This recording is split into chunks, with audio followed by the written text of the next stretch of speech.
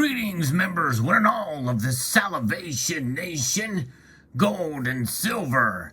It's time to ride the wave of volatility. Let's explore.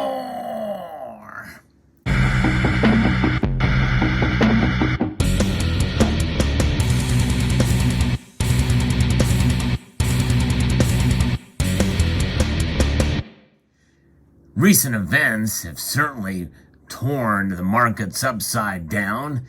They pulled them every which way, every which direction, from the attack on Ukraine from Russia to what these sanctions mean and how they're going to affect the markets. We've seen a wild volatility in one single day, more volatility than we've seen in quite a long time. But volatility kind of is the new normal ever since the pandemic started. And we're now starting to see the sunset, hopefully, of that situation.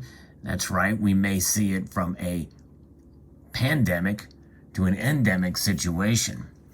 But we are now moving and shifting into a new phase, because what has overlapped through all of this, supply chains, is what is the overlap between three different situations that have occurred. And that is what's going to drive the volatility for gold and silver. Number one is the pandemic itself has caused a great deal of supply chain disruption. Then we have inflation. And inflation is kind of the result of more supply chain disruption because of expensive items and the like, and what that's effect is on the markets overall in general. And the third thing now is geopolitics. And I'm not just talking about the Russia situation, but also with China and other areas around the world where there is turmoil and uncertainty. And not only uncertainty in terms of, the relationships between nations, whether it be warring factions between Ukraine and Russia right now, but also the concern for the economic situation for many countries around the world. This thing is going to be with us for quite a while, as many nations are engaged in modern monetary theory.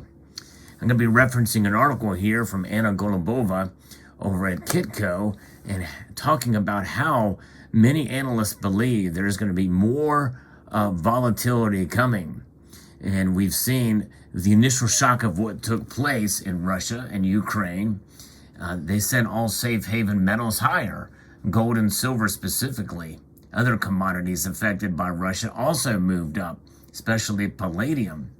RJO Future Senior Market Strategist Peter Moses told Kitco News, as the day progressed, things started to pull back. Margin calls had to be met, and traders had to get in and out of their positions due to the volatility that the morning has caused. There was profit taking as well. And these losses came after the Biden administration announcing new sanctions against Russia, which targeted more of the country's banks, state-owned companies, and Russia's ability to do business with other countries, including the dollar, euro, pound, and yen, and what his reaction to that, but it really didn't have anything to do with energy at this point. Markets were relieved to hear that U.S. forces would not fight in Ukraine, and that new sanctions were signed not to hurry the energy market. And our sanctions package is specifically designated to allow energy payments to continue, Biden said. That pleased the markets. Biden's sanctions largely were underwhelmed, which did take away from risk-off sentiment, said senior market analyst Edward Moya. Gold prices quickly tumbled after it became clear it would not have a catalyst to take out the $2,000 level today. Many people were thinking we're going to jump up to $2,000 very quickly. Now it's not necessarily a foregone conclusion that we're going to get there anytime soon. Gold's afternoon sell-off accelerated after President Biden unveiled the next round of sanctions, which many thought was not hard-hitting enough, given the Russian invasion into Ukraine, and especially targeting the capital city, Kyiv, and saying that they were going to demilitarize the nation. The decision not to kick Russia out of the SWIFT banking system means both Russia and Europe won't suffer immediate additional economic impact.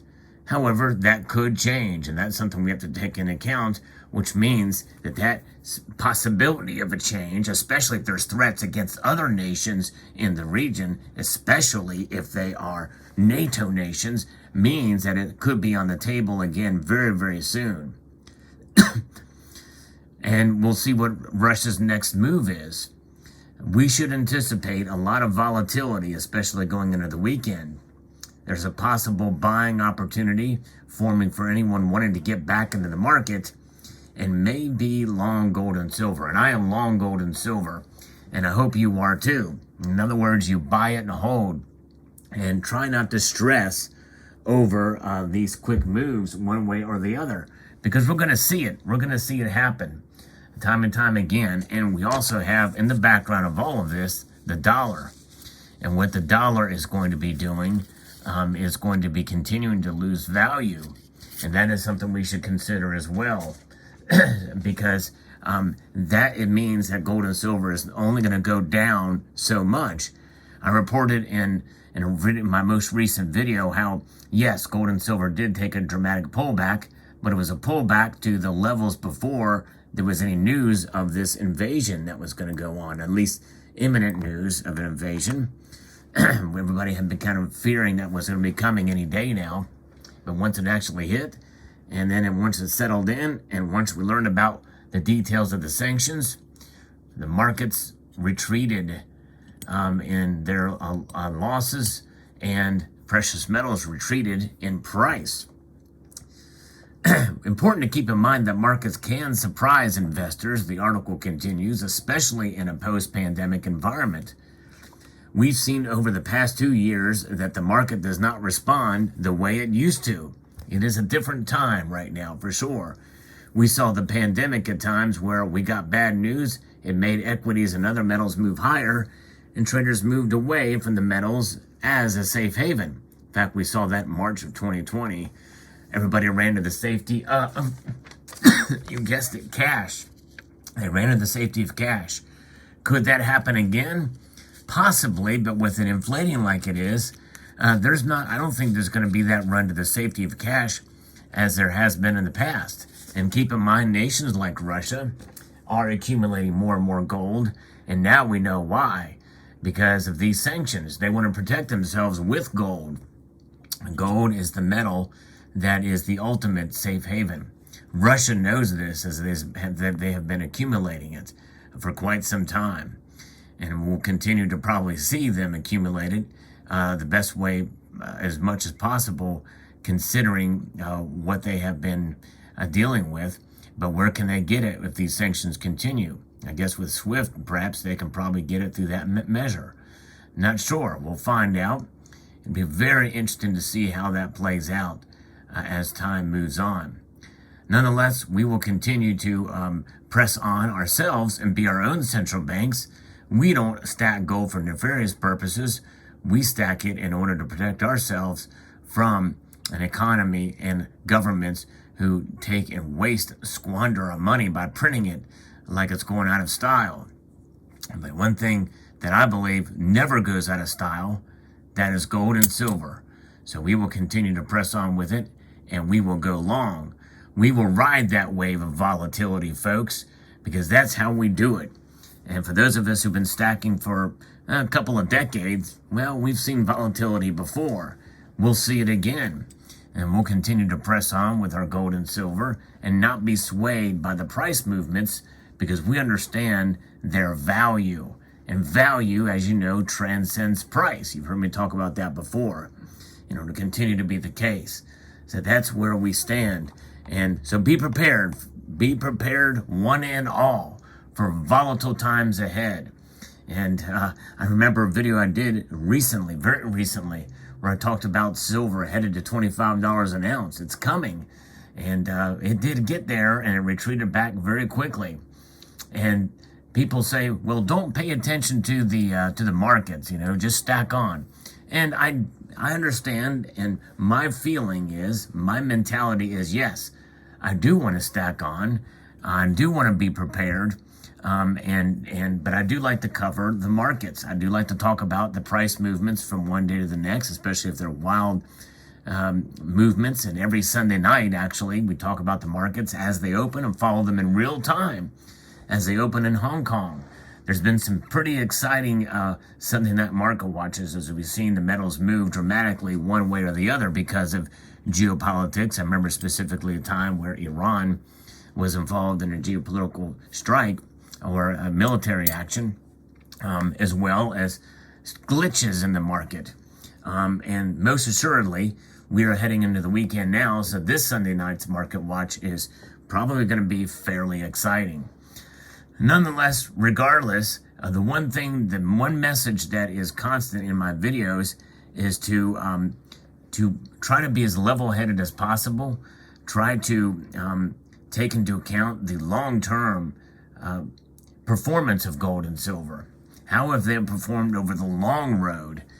Because a short road is sometimes paved with not necessarily good intentions, but wild gesticulations of madness in the markets. And it would be better to ride that road a long way, because you're going to find it's going to be a smoother ride, and these little bumps in the way in the short term will not get us down. We'll continue to move on and press on. And sometimes it's a view way out into the sunset that you need to take a look at, because even between years, and if you look between even years or extensive months, you may be sorely disappointed on what gold and silver does at one particular point in time or another. As I said before, you can pick any two dates in history for any commodity, any stock, anything that's tracked by price, and make them look very, very good or make them look very, very bad. The worst investments and the best investments, or the worst hedge or the best hedge. Pick your poison. I don't think I would want to drink any poison. I'm just going to continue to press on and look down that long road. And in order to drive a long road, you have to have perseverance and be able to handle the journey. And that's what I encourage you all to do as we ride that wave of volatility. So here I am using an analogy with a boat, which many of us feel like if we have boats, that it's very easy to lose our precious metals in an unfortunate boating accident. And then I also use the analogy of a long road, which requires you to drive a car or some sort of vehicle. Well, that vehicle could be hauling a boat that has your precious metals. So that ties it all together, all wrapped up in a nice little bun for you, or bow. Let me know what your thoughts are in the comment section below as we march ahead. And I'd like to extend a multitude of gratitude to you all for taking the time to watch, and to encourage you to please rate, share, comment, and subscribe.